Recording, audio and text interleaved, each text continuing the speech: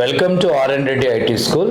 ఈరోజు job guarantee student Saibaba ఉన్నాడు మనతో పాటు. సో ఓం సాయిబాబానా? ఓం సాయిబాబా. ఓం సాయిబాబా ఉన్నాడు. So Saibaba, so introduce your self. నీ పేరు, నీ క్వాలిఫికేషన్, ఎప్పుడు పాస్ అయ్యావు, ఓకే, బీటెక్ డిప్లొమా అన్నావు, దాని వివరాలు, డిప్లొమా తర్వాత ఏం చేసావు, తర్వాత బీటెక్ ఎప్పుడు ఎన్ని రోజులు పట్టింది, అదేదో 1 year ఎక్స్ట్రా అయింది, తర్వాత ఎట్లా వచ్చావు ఇక్కడికి, మీ హోమ్ టౌన్ ఎక్కడ చెప్పు. నా పేరు Om Saibaba sir. BTech civil engineering చేశాను, 2023లో కంప్లీట్ అయింది. కాదు, దానికి ముందు యాక్చువల్గా ఫస్ట్ నేను డిప్లొమా ఇన్ సివిల్ ఇంజనీరింగ్ చేశాను 2016. డిప్లొమా సివిల్ ఇంజనీరింగ్ ఏ college? మాసప్ tank polytechnic government college ఇక్కడ చేశాను. తర్వాత 16లోనే నాకు ప్లేస్మెంట్లో ఆఫర్ వచ్చింది కంపెనీలో, జాబ్ జాయిన్ అయ్యాను. సివిల్లోనే జాబ్ కంపెనీ అది షాపూర్జీ పల్లుంజీ అని ఎంఎన్సీ కంపెనీలో. సో అది పోస్టింగ్ వచ్చేసి విజయవాడ సార్, స్టార్టింగ్ 2 years. అందుకు నేను బీటెక్ జాయిన్ అవ్వలేదు అప్పుడు. తర్వాత హైదరాబాద్కి ట్రాన్స్ఫర్ అయ్యాక ఆఫ్టర్ 2 years 18లో నేను బీటెక్ జాయిన్ అయ్యాను సార్. బీటెక్ జాయిన్ అయిన తర్వాత రెగ్యులర్గా కాలేజ్ కొంచెం ఇబ్బంది అయింది లీవ్స్కి. తర్వాత జాబ్ చేస్తూ బీటెక్ చేయడం కొంచెం ప్రాబ్లం అయింది. ఆఫ్టర్ కరోనా నేను కంపెనీ చేంజ్ అయ్యాను సార్. సో కొత్త కంపెనీలో లీవ్ దొరకలేదు అసలు. సో అక్కడ గ్యాప్ వచ్చింది. టోటల్ నేను బీటెక్ 5 years చేశాను. 23లో కంప్లీట్ అయింది నాకు. ఓకే. హోమ్ టౌన్ వచ్చేసి సిర్పూర్ కాగజ్ నగర్, ఆసిఫాబాద్ డిస్ట్రిక్ట్ సార్ మాది. ఎట్లా తెలుసు ఇన్స్టిట్యూట్? మా బ్రదర్ వాళ్ళ కొలీగ్ ఇక్కడ నుంచి జాబ్ చేస్తున్నారు. ఓల్డ్ స్టూడెంట్ ఇక్కడ old student sir. Okay, right. So ఇక్కడికి వచ్చినాక ఇంటర్న్షిప్ ప్రోగ్రామ్ ఎన్ని రోజులు పట్టింది? ఇంటర్న్షిప్ నేను 5 monthsలో కంప్లీట్ చేశాను సార్. తర్వాత మధ్యలో 2 months గ్యాప్ తీసుకున్నాను. 1.5 month అట్లా గ్యాప్ తీసుకున్నాను. ఎందుకు? మదర్కి కొంచెం హెల్త్ ఇష్యూ ఉందని చెప్పి వెళ్ళాను. ఇంటి నుంచే ప్రిపేర్ అయ్యాను సార్ 2 రోజులు. ప్లేస్మెంట్స్కి ఎన్ని రోజులు పట్టింది? 1.5-2 months పట్టింది సార్. ఎక్కువ పట్టింది? లేదు సార్, టోటల్ 8 months. 5 months నేను టోటల్గా ప్రిపరేషన్ అయింది. 2 months ఇంటర్వ్యూ, మధ్యలో 1 month గ్యాప్ తీసుకున్నాను. సో ఎన్ని ఇంటర్వ్యూస్ అటెండ్ అయినావు?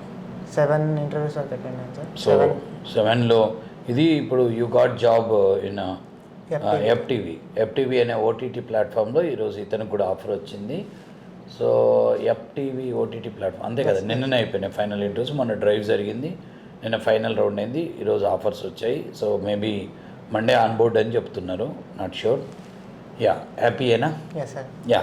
ఈ 7th ఇంటర్వ్యూలో నీకు జాబ్ వచ్చింది. బట్ ఆ 6 interviewsలలో ఫైనల్ వరకు ఏదైనా ఒక కంపెనీకి వెళ్ళావా? అట్లీస్ట్ ఎన్ని కంపెనీస్కి? 4 companiesలో ఫైనల్ వరకు. ఏ కంపెనీలలో? వారధికి వెళ్ళాను సార్ ఫైనల్ వరకు, సుజాలో ఫైనల్ వరకు వెళ్ళాను సార్, విస్టెక్ ఫైనల్ వరకు వెళ్ళాను, ఇంకో కంపెనీ.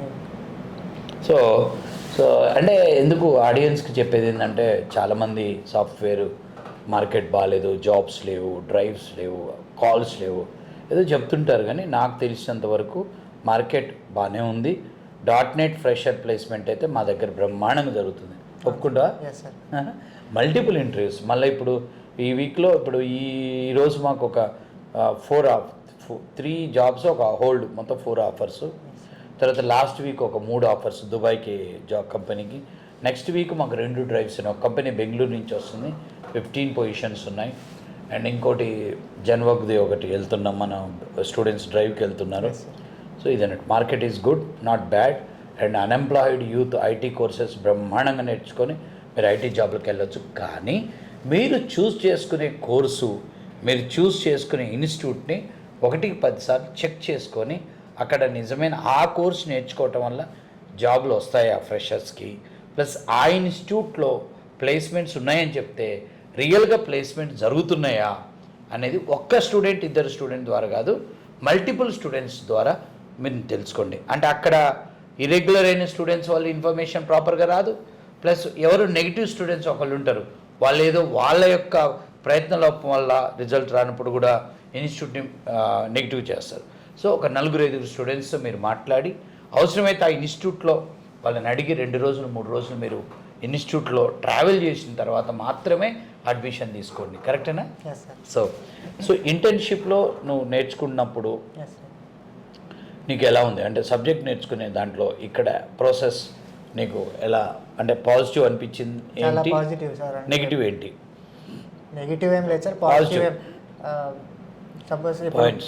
రెగ్యులర్గా ఇప్పుడే కాలేజ్ నుంచి బయటికి వచ్చిన వాళ్ళకి చాలా స్ట్రిక్ట్గా ఉంటుంది కాబట్టి నేర్చుకోవడానికి వాళ్ళకి కరెక్ట్ ప్రాసెస్. అంటే చాలామంది చెప్తారు ఇప్పుడు కాలేజీ నుంచి వచ్చిన వాళ్ళని నువ్వు ఇంత స్ట్రిక్ట్ చేయటం వల్ల నీ దగ్గరికి స్టూడెంట్ ఎలా వస్తాడు, రారు కదా, వాళ్ళు ఉండలేరు, అంత ఓపిక ఉండదు అంటారు. నీ అభిప్రాయం ఏంటి? What is your opinion on that? ఇంత తక్కువ టైంలో జాబ్ కొట్టాలంటే అంత స్ట్రిక్ట్నెస్ కంపల్సరీ సార్. తప్పదు కదా, కంపల్సరీ. రిజల్ట్ కావాలంటే వాడే వస్తాడని నా ఉద్దేశం.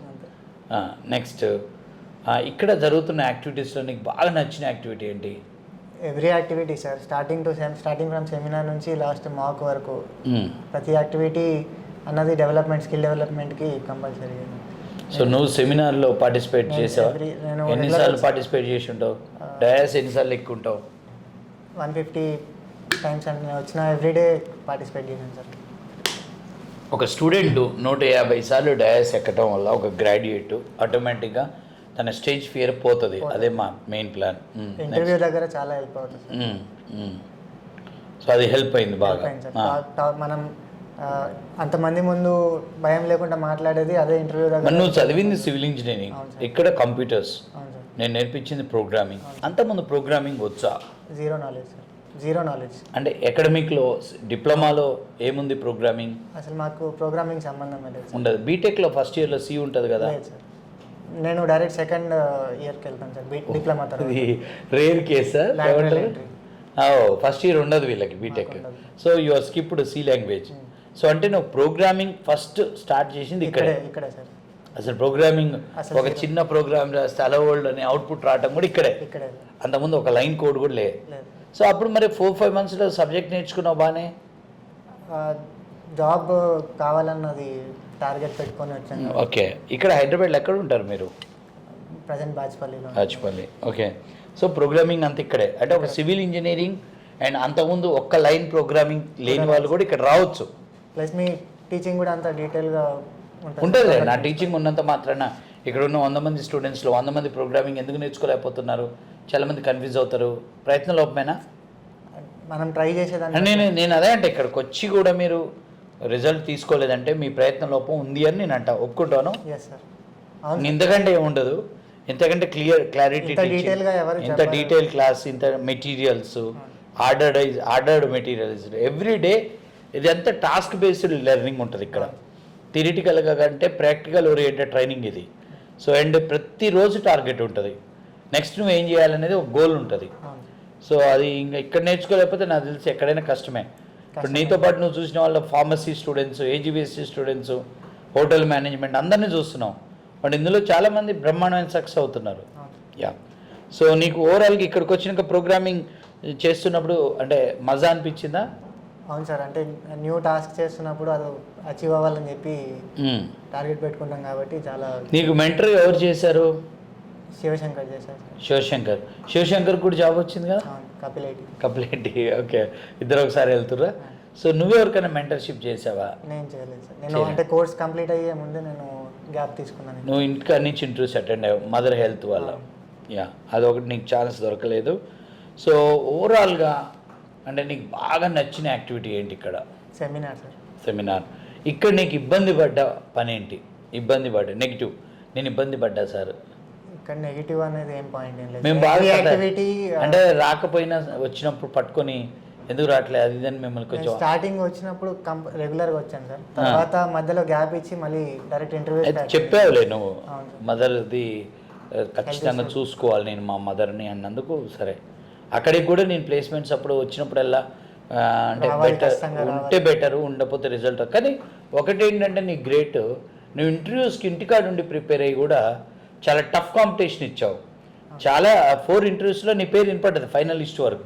నేను కూడా కొంచెం ఆశ్చర్యపోయినా. అంటే ఈ సాయిబాబా ఇన్స్టిట్యూట్కి కూడా రావట్లేదు, బట్ ఇంటి దగ్గర ప్రిపేర్ అవుతా అంటే మేము యాక్సెప్ట్ చేయం జనరల్ అవరు అని. కానీ నీవు వరకు you done a good job. అంటే your efforts are more year to get the success. అంటే ఇన్స్టిట్యూట్ కంటే కూడా నీ ఎఫర్ట్స్ ఎక్కువ ఉన్నాయి అనేది నా అభిప్రాయం. ఇన్స్టిట్యూట్ చెప్పిన లర్నింగ్ అది తీసుకొని నువ్వు కరెక్ట్గా చేసుకొని ప్రిపేర్ అయ్యి కొట్టావు. ఎక్సలెంట్. అండ్ మీ పేరెంట్స్ చెప్పావా జాబ్ ఆఫర్ వచ్చిందని? కన్ఫర్మ్ అయ్యాక చెప్దామని ఆగాను సార్. కన్ఫర్మ్ అయింది కదా? ఇప్పుడు కన్ఫర్మ్ అయింది సార్. కాల్ చేయలేదు ఇంకా చేయలేదు. ఇప్పుడు అయింది అంటే ఇంటర్వ్యూస్ పెట్టేసావు. మళ్ళీ రేపు మీరు బిజీ, నేను బిజీ అంతా. ఓకే. Monday on board. ఈరోజు ఫ్రైడే, మండే ఆన్బోర్డ్ మీకు ఈమెయిల్లో ఆన్బోర్డ్ టైమింగ్స్ వస్తాయి.